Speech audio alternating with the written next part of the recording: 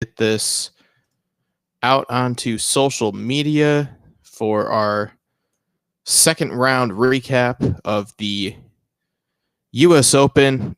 Pretty much over. Just a couple of guys are still out on the course as the horns blew for weather. There was some weather that rolled in really late. The last really hour, if you were watching on Peacock, was pretty brutal. It looked like an Open championship, not a U.S. Open championship. But that is halted play until the morning, but not a ton of action out there. Really, Tristan Lawrence is the only player, at least that should have a factor in the outcome of the championship, that is still out there to play. So we will get this out here to social media, make sure that we get the chat up there. Also, had some action in the chat yesterday. If you have any thoughts or opinions, hot takes, whatever you want, anything you want me to talk about for these live shows, let me know in the chat. Or if you're watching this at a later date, you can always leave something in the comments, and I will I'll get around to it in the next show. Obviously, you'll want to do that before the fourth round or final round recap show because we won't have a recap show until the Open Championship when we get there on Sunday. But today, round two, like I said, pretty much complete. Just a couple of guys still out on the course. Like I said, the big name that's still out there, I guess big name meaning one of the top guys in the championship, Tristan Lawrence, sits out one over right now. He is on his 18th hole, the 9th hole at Oakmont, sitting at tied for 6th. So let's go over the leaderboard. Got a lot to talk about with the leaderboard, who made the cut, who missed the cut. The cut line is at 7 over par. That is locked in. There aren't enough guys out there to influence the line going from either 7 to 6 or 7 to 8. So it is 7 over. So we do know who at least roughly who is making the cut and who isn't. Just a couple of guys that are hovering around the cut line, but again, not enough to where it would influence a major jump. So let's hop right into it. Starting off, you've got Sam Burns, who leads the championship, shot 65 today, and this is one of the best rounds of the year. Certainly strokes gained wise. He gained 9.78 strokes on the field, which is just incredible numbers. Truly one of the best performances that we'll see in a single round all season long, regardless of what tour you're watching or major championships. That was a stellar performance, a 65. I said there were some low numbers out there, but I mean, I wasn't sure if we'd get below 66, but Sam Burns did it, and that certainly bodes well for some guys that are hovering in that 2 or 3 or 4 over. Really, anyone who has made the cut can make a huge jump if they're able to put together a 65 like Sam Burns did after he came out yesterday with a 72, including he bogeyed the 15th, 16th, 17th, and 18th holes. He doubled 16, as a matter of fact.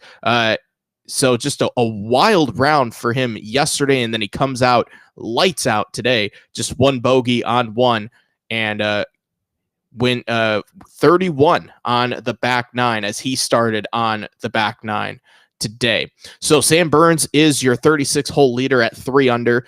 JJ Spaun shot 72 today. He was the first round leader, drops a couple of shots, but he's still going to be in the final pairing tomorrow, sitting at 2 under par.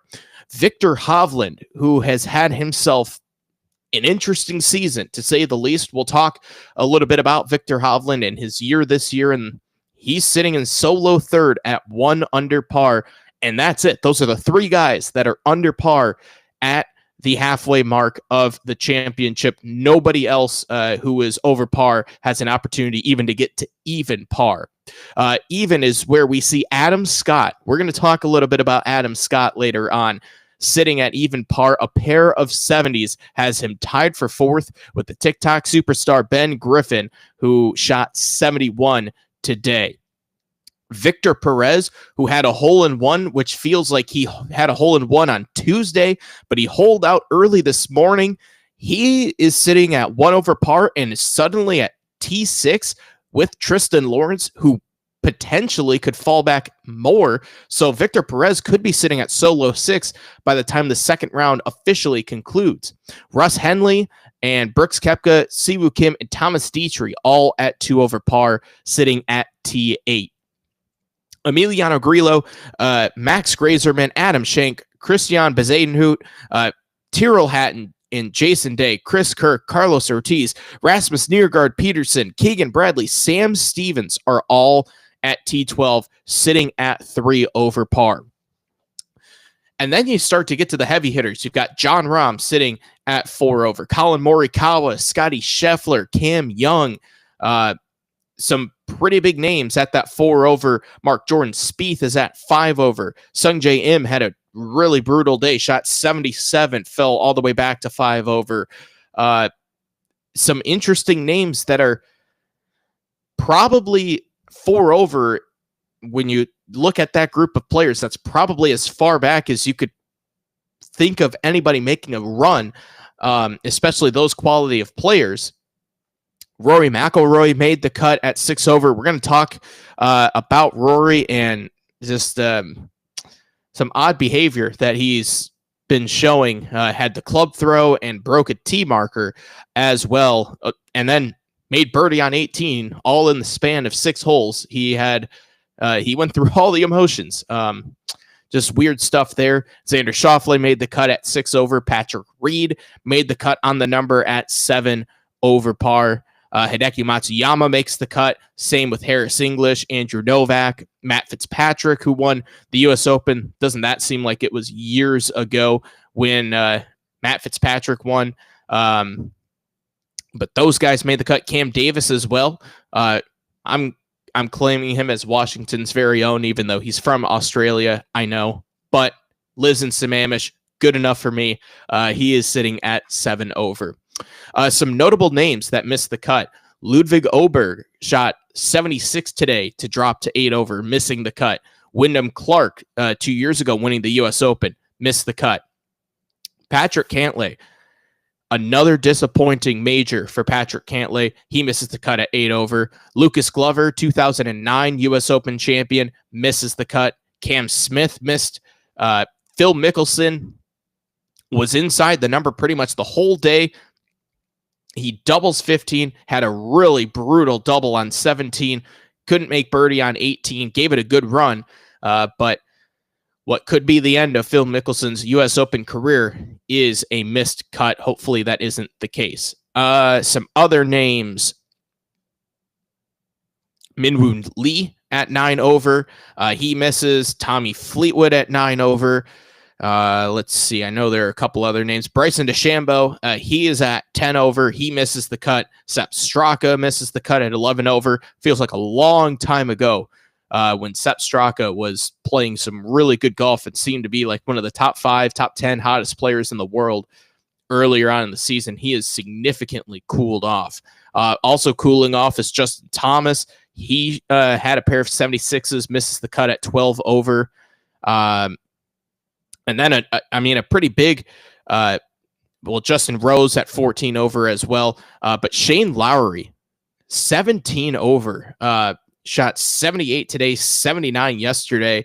Had a bizarre moment today where he just forgot to mark his ball and picked it up and took an extra stroke penalty there. But, Shane Lowry is going to defend his title at the Open Championship at Royal Portrush a month from now, and he's been really good, Shane Lowry, but it's weird that he doesn't really have. I mean, him and Rory won at the Zurich Classic, but it feels like Shane should win more on the PGA Tour, but for whatever reason, just hasn't been able to put it together, and unable to get the job done when he needs it.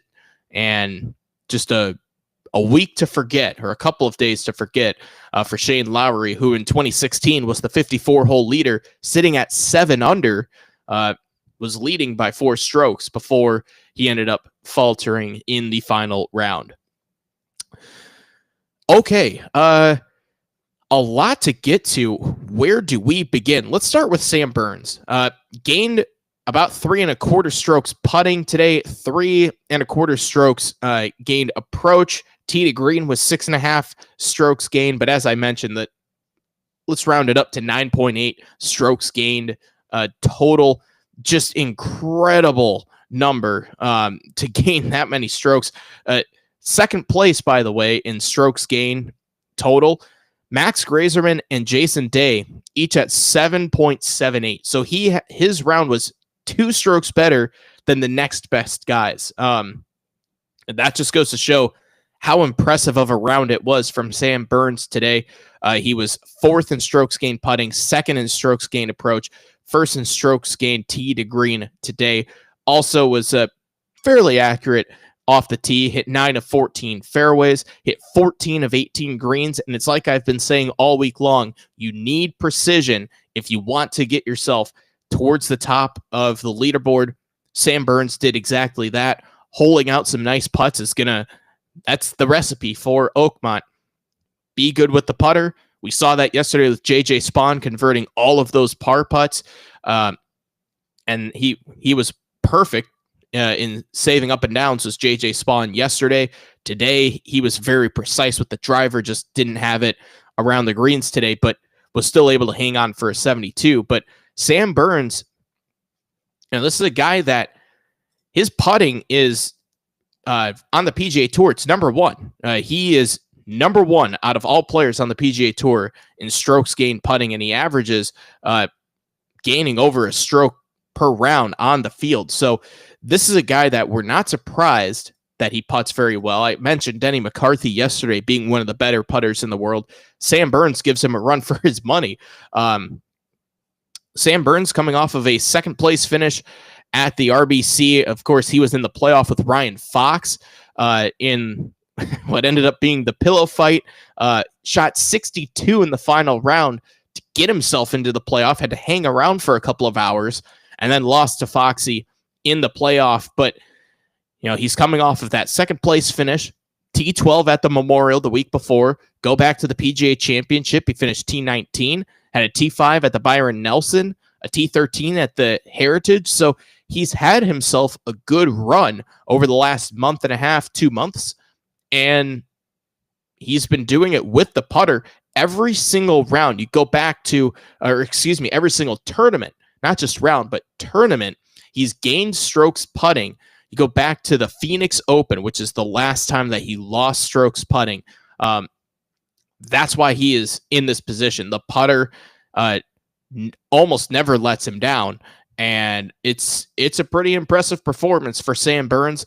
He finished T9 at the U.S. Open last year, which is his best finish in any major. And as I mentioned, had a T19 finish at the PGA Championship earlier this season. So Sam Burns is someone that we've seen a lot out of him lately, being on the Ryder Cup team in 2023, a pair of President's Cup appearances in 2022 and 2024. Seems to be on the trajectory for another Ryder Cup appearance this year when the Ryder Cup heads to Bethpage. I mean, I don't think this would be I don't think if he were to win, I wouldn't necessarily quantify it as like a fluky win. I know there's been some talk about, the leaderboard. I mean, there are guys like JJ Spaun and Victor Perez and Tristan Lawrence, guys that we aren't used to seeing in these spots and guys that typically aren't in the spotlight. And you're going, are these guys like, it's been a while since we've had, a fluky winner. And I certainly wouldn't put Sam Burns in that category, even though he doesn't have a major championship win. He's won 5 times on the PGA Tour. And he's a bona fide good player. He's a really solid player and someone that, he's young. He's only 28 years old, has a lot out in front of him, could be a multi-time major champion by the time his career is set and done. But it's like I've said in other live shows, you have to take advantage of these opportunities when you get them, because you just don't know how many chances you'll get. Talked a lot about that with Jordan Spieth last championship at the PGA Championship, when is talking about how he has had an opportunity to grab the career Grand Slam for 7 or 8, I think it's 8 times now.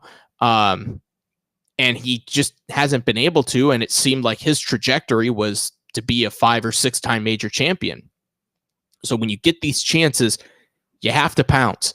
And that's the same thing for a guy like Viktor Hovland, who we'll get to in a minute. But Sam Burns, very worthy of being in this spot. But like I've also said, how do you follow up that round after you go really low? It's one thing to shoot 65 at Oakmont, and yeah, you can do that. That's why he's one of the best players in the world and sitting as top 20, top 30, best player in the world. But what does he do tomorrow? All eyes are going to be on him. Now, he's been in spots like that before with those Presidents and Ryder Cup teams, but it's a little bit different when it's just you and you're in the final pairing and you have the whole field right in front of you, and you see guys making moves, and this golf course is really hard as it is. Add in those nerves of being the leader at the U.S. Open, and this course can make even the greats look pretty weak. And we've seen that so far with some of these players, like I just mentioned, that miss the cut or maybe aren't even in the championship anymore. Even though they've made the cut, they're still way out of it, it seems. And that's just due to the fact that it's hard to put together back-to-back sub 68 rounds at Oakmont. It's why what Larry Nelson did in 1983 is just so remarkable, because he was able to conquer Oakmont in that fashion. But Sam Burns, we'll see what he's got tomorrow. I'm going to put the number at the same thing I put with JJ Spaun. I think 70, 71, great round for Sam Burns. Probably holds the lead if he's at 70. 71, I would think, would be either holding the lead or share of the lead. If he goes anything in the 60s, I think that would be incredible stuff, and he would be over the moon, and I would be shocked if he doesn't have a multi-stroke lead by day's end. If he were to shoot even just 69, I think he would be leading by a couple of shots. So that's got to be the game plan for Sam Burns, and also for JJ Spaun, who's sitting in second.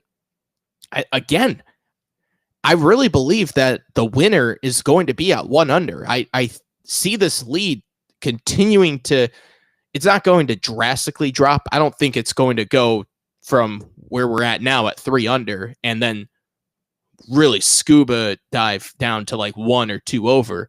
I think it's going to gradually fall, and I believe we'll see it work its way down to around 1 under even par. So JJ Spaun put himself in the championship. I think a pair of 70s for him wins it. Maybe even by a couple of shots. So that just needs to be the game plan for JJ Spaun, is how do you make par? And today he didn't have his best stuff in some regards, especially around the green, but he kept hitting fairways. Ended up hitting 11 of 14 fairways, which is second best of the day out of the whole field. But lost about just a little under a tenth of strokes gained approach. Didn't gain as much putting as he did yesterday, but I mean, that's okay. He still had a good enough day. 72 is not a bad round at all for JJ Spaun. Went out in 35, came in 37, bogeyed 15, 16, did birdie 17, and then bogeyed 18. But that's okay. I think Spaun he's showing that he can hang around. Again, I referenced the Players' Championship. we weren't really sure what we were going to get out of JJ Spaun, and he hung in there. And who knows what happens if the playoff takes place that same day against Rory McIlroy. If he doesn't have to sit on it all night, I think that playoff, I still think Rory wins it, but I don't think he wins it as comfortably as he did with the advantage, if you will, of making a player like JJ Spaun, who hasn't had to sit or sleep on that kind of pressure, those kinds of nerves, like Rory McIlroy has. So I certainly believe that JJ Spaun is right in this. He's going to probably use those lessons he learned from the players and use it here at the US Open. And again, 70-70 for JJ Spaun. I mean, I would be shocked if that doesn't win it. I think someone below him would have to go out there and get it, I think. And he's in a really, really good position, I think JJ Spaun is. Let's talk a little bit about Viktor Hovland. Had a roller coaster day today. Eagled 17, which is pretty big. 17's been the easiest hole of the week, but only 2 eagles today, and Viktor Hovland had one of them. He shot 68 today, went out in 32. He played the back nine first, birdied 10, 12, of course, the eagle on 17, bogeyed 18, and then on the front nine, had a birdie on 1, doubled 2, birdied 4 and 5, and then came in with bogeys on 6 and 8. Boy, he's sitting there probably thinking, oh, if I could only have eliminated maybe that double bogey is just a bogey, and if he were able to find a way to grab a 3 on one of those par 3s, 6 and 8, instead of a bogey, he'd be tied for the lead. But around the green, he was able to make up a lot of strokes due to chipping in. So his strokes gained around the green was over 4, which that puts him at the best for the day. But again, it's a little skewed just due to the fact that he holed out. But Hovland's had a bizarre year. So he won at the Valspar, right? Previous 3 starts before the Valspar, missed the cut, and it didn't look good for him. But then he wins the Valspar. Next start is at the Masters, T21, T13 at the RBC Heritage. Not his best week at the Truist, T54. That's a no-cut field, so really that's not good. T28 at the PGA Championship, that's all right. T25 at the Memorial, okay. But you think back to what life has been like for Viktor Hovland post 2023. In 2022 he had a T4 finish at the Open, T7 at the Masters in 2023, T2 at the PGA Championship, a solo 19 at the US Open, then a T13 at the Open Championship. Was outstanding at the Ryder Cup, and since then it's been missed cut. This is just majors, by the way. Missed cut at the 2024 Masters, the solo 3 at the PGA Championship when he had a legitimate chance to win that at Valhalla, missed cut at the US Open, missed cut at the Open Championship, and then, as I mentioned, T21 and T28 this year at the Masters and PGA Championships. It's just been a weird year, a couple of years for Viktor Hovland, and he talked about it at the Valspar that he didn't really have his best game coming into that tournament. He felt like it was about a 5 or a 6, and he still won it. I'd love to know where he's sitting at now. Where does he think his game is right now? Is it a 7, an 8, a 5, a 6 still? But he's right in the mix, and he's a guy that this could help him really launch his career forward. So young. He is 27 years old. Already all of that experience, winning 7 times on the PGA Tour, a couple of times on the DP World Tour, 2023 FedEx Cup champion, already been on 2 Ryder Cup teams. He has all these accolades, right? And he's widely recognized as one of the better players in the world. And this would certainly, I guess, validate that in a sense, where he would now be able to say, okay, yeah, now I've got that major and I know how to go get it, especially at a difficult course like Oakmont. How do I continue that?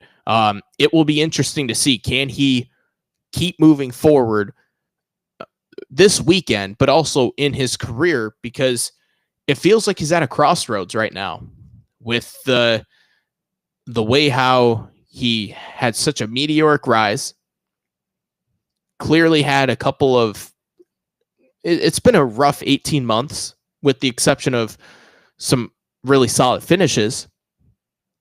Now what can he do?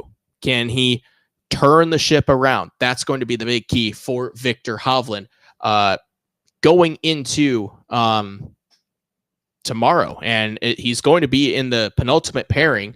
I don't think pairings have come out quite yet. Well, they're not going to, because I don't believe they've come out yet because of the fact that you still got Tristan Lawrence and some other guys that are out there that either will or might not even make the cut. But he'll be certainly in the second to last pairing. It's just a matter of will he play with Adam Scott or Ben Griffin. Adam Scott, I mean, his Wikipedia page is unbelievable. I mean, you look at all of the consecutive starts that he's made in majors. It goes back to the 2001 Open Championship. And he actually made the cut, T47. His first major was the 2000 Open, where he missed the cut. And it's like, think about where the game was at that point. Tiger winning at St. Andrews. He would be halfway through the Tiger Slam by the time that week ends. You're wondering, well, how many majors is Tiger going to win? David Duval, Ernie Els. I mean, Phil Mickelson hadn't won a major at that point and was still 4 years away from winning his first major. And that was his first major championship, the 2000 Open. And here he is with the legit chance to maybe go out and steal one. 44 years old is Adam Scott. Had a T19 at the PGA Championship, finished T31 at the Memorial. Really hasn't done anything this year on the PGA Tour. That T19 at the PGA Championship is his best finish this year outside of the Century, which, again, we don't really take that into consideration. It's fascinating what he's doing right now. He had a little stretch there late last summer where he had a solo second at the Scottish Open, T10 at the Open, T18 at the FedEx St. Jude, T2 at the BMW, and then he ended up finishing fourth, tied for fourth in the Tour Championship. So he had a run there where he put together some good finishes, but it's been a little while since we've seen Adam Scott in the winner's circle. And what a story that would be if we have Adam Scott getting a victory. His last win was the Genesis Invitational in 2020. So that's how long it's been since Adam Scott has won a tournament, 2020. And that was pre-COVID too. That was in February of 2020 when he won the Genesis. So Adam Scott is right there, man. And this would be a cool win if Adam Scott were to pull it off. He's the only player that hasn't shot over par yet. He shot a pair of 70s to put himself right at even. I mean, I didn't think much about Adam Scott coming into this championship. I truly didn't, and I don't think a whole lot of people did. But, you know, the 2013 Masters champion probably should have a couple of majors at hand, but he's one of the best players that's played that only has one major. And here he is, old man Adam Scott, T4, with a legit chance to ride the wave into the winner's circle and perhaps win the U.S. Open in pretty stunning fashion. I mean, if you're looking at the leaderboard right now, I mean, even go back to the guys at 3 over and say, what would be the most interesting outcome, or who would be the most interesting winner? I mean, you have to probably put Adam Scott at number 1. Maybe him and Brooks Koepka are 1A, 1B. Brooks Koepka certainly is in the top 2. It's between him and Brooks, I think. And then probably Victor Hovland would be 3, as far as if you're ranking who would be the most interesting winners. And that's going back to 3 over. That's not including Scotty Scheffler or Colin Morikawa or Jon Rahm. Those guys are all sitting at 4, which we'll talk about those guys in just a minute. But he's probably the guy that you would look at and go, he's probably the most interesting player to win this championship because of how little you would have expected it and his age, given the major streak, how he's coming in. He's closing in on 100 consecutive majors that he's played. The consistency is one thing, and we've talked about that in previous major recaps, but the performance is another. To go out and do it like this, I know we're only 36 holes in, but there doesn't seem to be any sign of him blowing up. He seems to be really even-keeled, really smooth, and he could, too, have 2 more 70s and be right there, perhaps in a playoff come Sunday night. That would be something. And I wish, speaking of playoffs, I wish the USGA kept the playoff as it was, where you just pack them up and go back out the next day for a full 18 holes. They don't do that anymore. Change that rule, and it's just, I don't understand it. Just bring everyone back the next day, but it is what it is. At least it's not the 36 holes like they used to do for a playoff, especially at the Masters. Talked about that in our video that I made about the greatest Masters of all time. Talked about that with 1935. But anyway, Ben Griffin, who has been playing some outstanding golf lately, he's sitting 4th in the FedEx Cup standings as Ben Griffin. He won the Charles Schwab Challenge, finished solo 2nd at the Memorial, had a T8 at the PGA Championship. Him and Andrew Novak teamed up at the Zurich Classic to win. He had a pair of T4s at the Mexico Open and the Cognizant Classic. So, I mean, Ben Griffin has been one of the hottest players in the world right now, and he's showing it out once again. Shot 71 today. Not bad at all. Went out in 35, came in with 36, and he's right in the mix. Now let's see how he handles this U.S. Open pressure. The old Paul Azinger talking about pressure, but we'll see. How does he handle it? He really hasn't been in the mix. I know that T8 finish, it's a little bit deceiving because there are some guys that ended up falling, like a Jon Rahm fell pretty hard, and even though it looks like he played a lot worse, Rahm was right in the thick of it and was one of the 2 or 3 best players that week. So he did kind of backdoor his way in there, but it's still a T8. First U.S. Open ever for Ben Griffin, and a great stat from Justin Ray, who is a fantastic follow on X. If you are interested in golf at all, Justin Ray, he does a lot of stats for like TV and puts a lot of stuff out there. Great research. He would be the first U.S. Open rookie to win the U.S. Open since Francis Ouimet all the way back in 1913. That very historic win at the Country Club at Brookline. So, hey, I mean, who knows? Maybe Ben Griffin is going to join Francis Ouimet at one of the. What a story that would be. I mean, certainly he's up there. It's not as big of a story as Adam Scott or Brooks Koepka, but that'd be a really cool thing to see a U.S. Open rookie, and not just a U.S. Open rookie, but to do it at Oakmont too. One of the truest U.S. Open tests. That would be that'd be some really cool stuff. But we'll see. Let's see what he's got tomorrow with the pressure on him, all the eyes on him. Can he go out there and shoot no worse than 72? Um, I think that's got to be the cap for him. And all of these guys at 1 and 2 over. You can't shoot worse than 72. You can't shoot yourself out of the championship. Okay, let's talk a little bit about Brooks Koepka. I'm going to skip over the 1 over guys just because Victor Perez, yeah, he got the hole out. Had a triple bogey on 12. That was his 3rd hole of the day. Birdied 16, birdied 17. He still went out at in 37, but then birdied 5 and then hole in 1 on 6. Came in with 33. I don't know. I mean, he's there again. Can he shoot 71 or 72 or even anything in the 60s?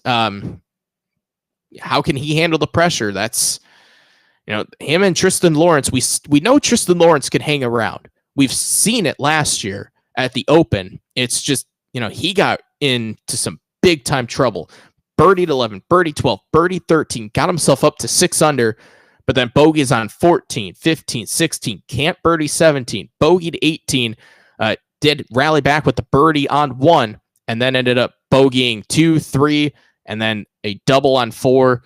I don't see a whole lot of, we'll see. Maybe Tristan Lawrence surprises some people, but him and Victor Perez, I don't know. We'll see tomorrow, I suppose. They'll fall into that category. Brooks Koepka had a tough day today. Started on the back 9, went out in 35, ended up coming in at 39, and probably he didn't think he'd be in the top 10 when he finished his round. A lot of talk about him and his coach, Pete Cowan, getting into a yelling match of some sort, but no, he ends up shooting 74 and is right in the middle of it. And he's lurking. I think Sam Burns, Victor Hovland, I'll put JJ Spawn in there, Adam Scott, and Brooks Koepka are the guys that are for real in this. Russ Henley too. But I want to see a little more out of Russ Henley. I want to see him contend and put it together. You got Thomas Dietrich, who had a really rough finish. Birdie 4 was looking good.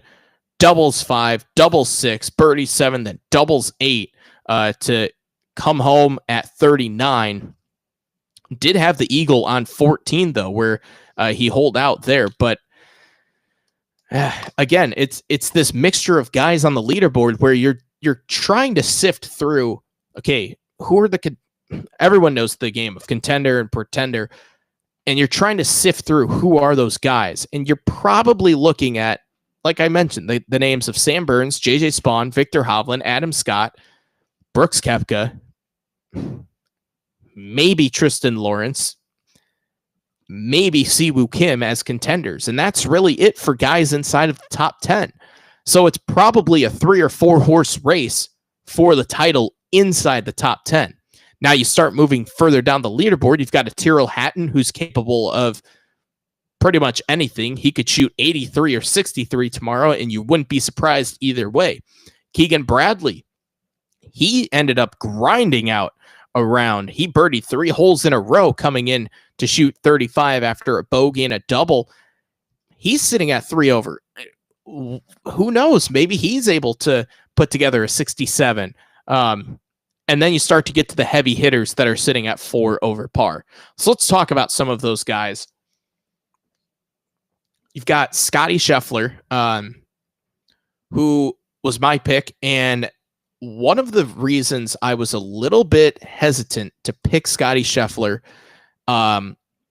is the reason why, and something I saw last year was his frustration at the U.S. Open. He was very frustrated last year at Pinehurst. And I mean, he really looks like the same player this year. Again, very frustrated. Just, I mean, that piece of video that NBC aired of him on the range with his hat all disheveled, and he looked so lost. I mean, and to go back to what Victor Hovland was saying about how Hovland felt lost earlier this year, Scotty Scheffler looks like how Victor Hovland probably felt.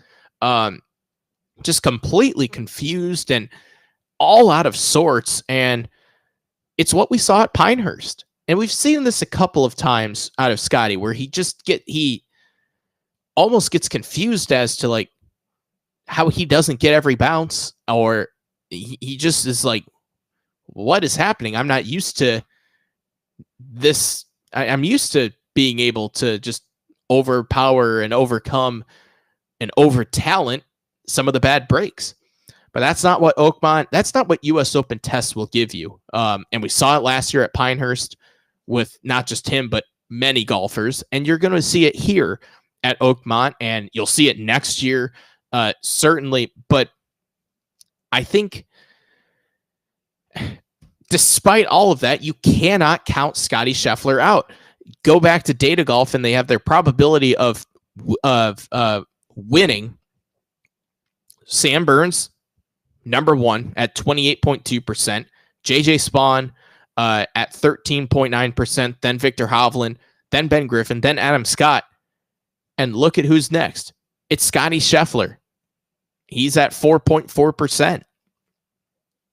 That fits, because you probably think he'll find a way to overcome it, and he probably will at some point. It's just a matter of can he and will he. That's the biggest case, is can he just overcome, what some people call the 15th club, is the club in between your ears. Can he be mentally strong enough to put together a Scotty round? Him and Jon Rahm, I think, are the only two players in the field that are sitting below 3 over that I think could shoot 66 or 65 tomorrow and back it up on Sunday with like a 70 and win the championship. I think everyone else, it's almost like you don't want to waste your good round until Sunday. You want to just shoot even or 1 under, have a big grind out round, and then pray that everything falls for you on Sunday. But I'm going to say Scotty and Jon Rahm are the two guys that, and we know they're the two guys that have that capability of putting together low rounds and being mentally strong enough and just being outright talented enough as one of the best players in the world to come back from it. Jon Rahm had a particularly terrible day. Shot 75 after a 1 under round yesterday. Only had 1 birdie today. Jon Rahm has 2 birdies and an eagle through his first 2 rounds. Just shocking stuff. And then you look at Sam Burns, who's he had more birdies on his front 9 today, 4, than Jon Rahm has the whole week thus far, twice as many. It's just incredible to think about. And Burns, he has 11 birdies. That's why he's there. You have to be able to, it's almost like you're giving yourself insurance when you're racking up all these birdies, because you know you're going to give shots away somewhere, right? Even Sam Burns shoots 65, and that's better than the bogey-free round of 66 JJ Spawn shot yesterday, obviously because it's 1 shot better, but Burns still had a bogey today, and it's way better in terms of strokes gained than JJ Spawn yesterday. It's over a stroke better in strokes gained, which makes sense, it being 1 stroke better. But I mean, the numbers say it was a little bit better than a stroke. So, and that's, again, throwing in the bogey. If he goes bogey free, I mean, oh, geez, I don't even know what the strokes gain would be on that. I mean, he'd probably be close to 11 strokes gained with a 64. And especially with how nasty it got weather-wise. If you were watching late on Peacock, wow, that looked like an Open Championship. It looked like last year's Open Championship or 2 years ago when Brian Harman won. It was brutal. It was raining hard. The wind was whipping. So there were some guys that probably missed the cut that otherwise wouldn't have had the weather had stayed the same, or had they flipped from afternoon wave to morning wave. But anyway, to get back to Jon Rahm and Scotty Scheffler, I think those are the two guys that can put together big rounds tomorrow and are okay. And they're lurking, I think. Yeah, they're 7 shots back, but they go out. I mean, Scotty or Jon Rahm shoots 66. They're at even. And where's the lead tomorrow? Probably, like I said, 3 under might be a multi-shot lead. It's probably 2 under. Like I'm predicting. I think it's going to go down 1 again. So they'd only be 2 shots back. And even if they shoot 67, they're probably 2 or 3 shots, maybe 4 shots back of the lead. That's right there. Especially at this course where it's hard on it's hard on the leaders. Like, remember Shane Lowry in 2016 had he had a 4-shot lead after 54 holes. That evaporated in a couple of holes. It was gone. And he was able to hang around and got himself a top 10 finish, but it was gone in nearly an instant. So we've seen this time and time again where, yeah, you might be leading after 54 holes, but how do you do on those first couple of holes on Sunday when the whole world is watching you? So that's where I believe that Scotty Scheffler and Jon Rahm, I mean, on paper, you look at it and you go, wow, that's a long ways away. For those guys, I don't think so. And I think Collin Morikawa is another guy who can shoot himself into the championship. Had a bad round today, shot 74, just has 4 birdies on the week, had only 1 today, did have a double on 3. But I think he has a chance to go low, but I don't know. I think that's a tall order for Morikawa. The more that I think about it, I think Scheffler and Rahm are the 2 guys below the 3 over group. Like I said earlier, Tyrrell Hatton, you don't know what you're going to get out of him. He could shoot 63. He could shoot 83. He'll be mad about both, and everyone wouldn't be shocked about both. He has that capability. Jason Day with a really good round, played early today, shot 67. Birdies aplenty. He eagled 12 to get himself a 67. Max Grazerman with 67 also. They got their work done early. They're resting up for tomorrow. They're probably not going to be talked about a whole lot, so maybe there's someone in that 3 over group that it wouldn't be surprising if we see them go really low, at least at the start, get themselves up in the mix, and then maybe falter back. Who knows? Or they stay there. But an interesting group of names there at 3 over. But yeah, that's really about it as far as the leaderboard that I want to talk about. We're getting up to about 45 minutes. Yeah, that's a good spot to stop at. Okay, let's take a look at the holes for the day. As I mentioned, the 17th, easiest hole of the day, playing about a 1/10 of a stroke under par. Saw 43 birdies, 2 eagles, just 3 doubles or worse, and 28 bogeys. One of those doubles was Phil Mickelson, who was right in the mix, and it's why I love that hole. And Dan Hicks talked about this on the broadcast, which I want to talk a little bit about the broadcast at some point this week because it hasn't been good. But Dan Hicks made the point of how he loves the 17th hole, and I do too. It's a great championship hole where it's placed at. I love that it's not one of those. It's like I said in the preview show. It's one of those par 4s, those short par 4s. You can make a 2 or you can make a 6, and it's kind of like a Tyrrell Hatton round. He could go high or he could go low. You don't know what you're going to get, but you know it will be exciting, and you know there's going to be something big is going to happen. And if you take advantage of it, it can change the championship for you. Or you could shoot yourself out of the championship, or like in Phil's case, miss the cut completely because of it. Just a great hole. And I can't wait to watch it Saturday and Sunday. 14 played under par, just barely under par, saw an eagle, 32 birdies, 22 bogeys, and 3 doubles or worse, and then 26 birdies compared to 21 bogeys on the 13th hole. par 3, 182 yards. Those are the only holes that played under par. The 8th hole was pretty brutal today. Saw only 2 birdies played, 0.64 over par, 71 bogeys, 15 doubles or worse.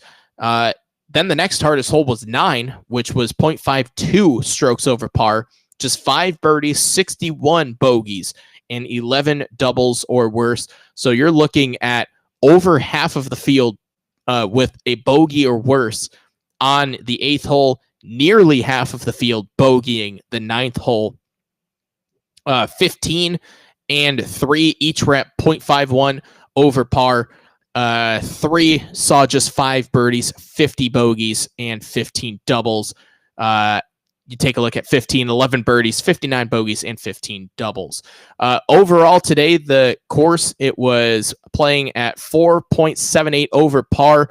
Yesterday was 4.63 over par, so just slightly more difficult. But here's the kicker today. Front 9 nearly played a full stroke harder today than it did yesterday.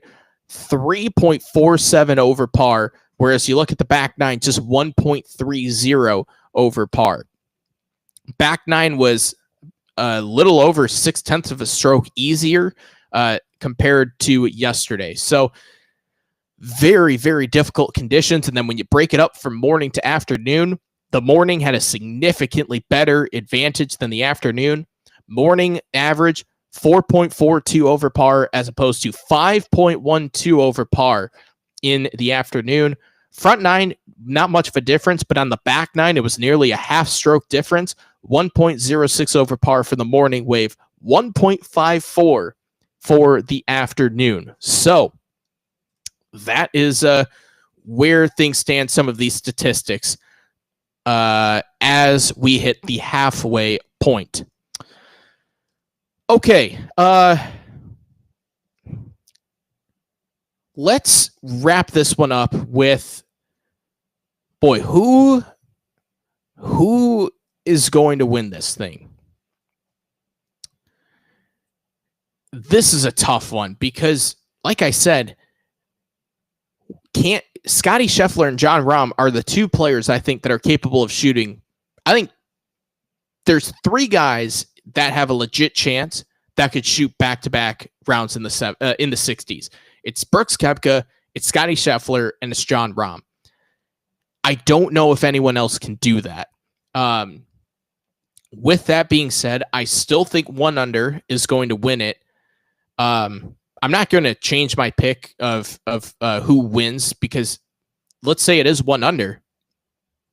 Scotty Scheffler could go 68, 67 and win this thing.